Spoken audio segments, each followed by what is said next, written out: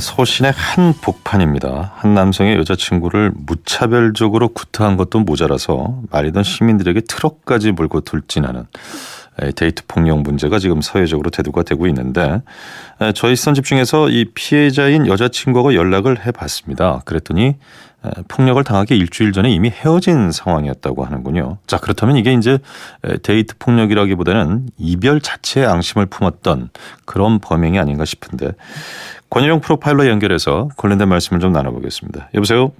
네, 안녕하세요. 권일용입니다. 고맙습니다. 네. 이쯤 되면은 이건 데이트 폭력이 아니고 이별 폭력 이렇게 봐야 되겠군요. 네, 그렇습니다. 이게 헤어진 이후에도 감정을 표현하는 이런 범죄가 발생한다는 것이 좀 심각한 사회 문제로 우리가 인식을 해야 될 필요가 있을 것 같습니다. 한때는 연인이었던 거지 않습니까? 네. 아무리 서로 헤어졌다고 한다 하더라도 어떻게 이렇게 극단적인 상황까지 갈 수 있을까? 그 심리 기조에는 뭐가 깔려 있는 걸까요? 일단 인간에 대한 가치나 존엄성 뭐 이런 것보다는요. 그 상대방을 좀 어떤 마치 물건처럼 내가 소유하고 있다는 이런 매혹적 인식에서 비롯되는 경우가 가장 많이 나타나고 있습니다. 이게 이제 사랑이 아니고 소유 집착. 여기서부터 시작이 될 텐데. 거기서부터. 데이트 폭력하고 이별 폭력하고 합쳐서 지금 점점 늘고 있는 추세라고 하는데 좀 잡혀 있는 통계가 있는지요?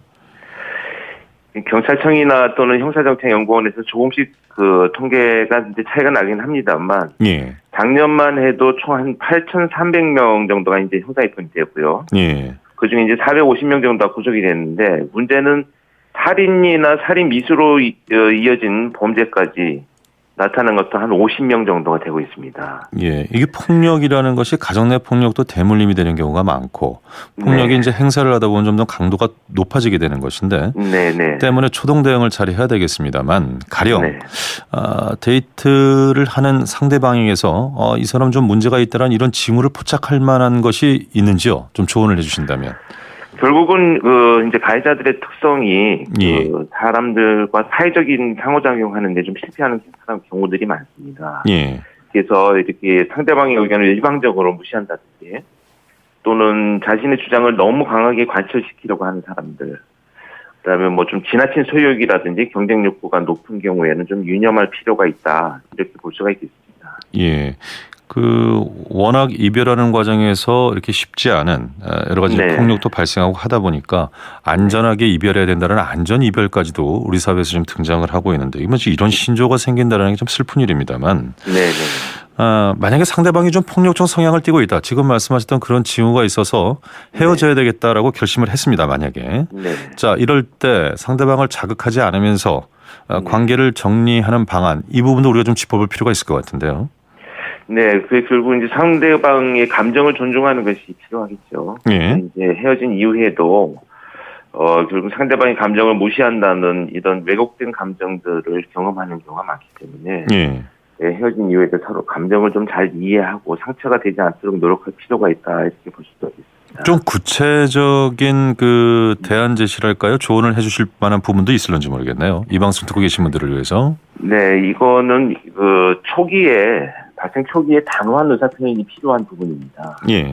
그래서 이게 뭐 애정으로 우리가 이해될 수 있는 부분들이 넘어서기 때문에 초기에 사소한 일부터 아주 일일이 그 간섭을 하고 잘잘못을 지적한다든지, 과도하게 자신의 의도대로 행동하도록 하는 이렇게 강요하는 행위 나타나면 단호하게 본인 혼자 대처하기보다는 좀 전문 기관의 도움을 받는 것도 필요할 수가 있겠습니다.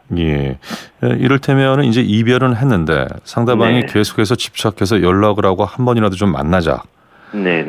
거절 의사를 분명히 한다 하더라도 이게 계속 지속이 되면은 피하기만도 좀 쉽지가 않을 텐데. 그렇습니다.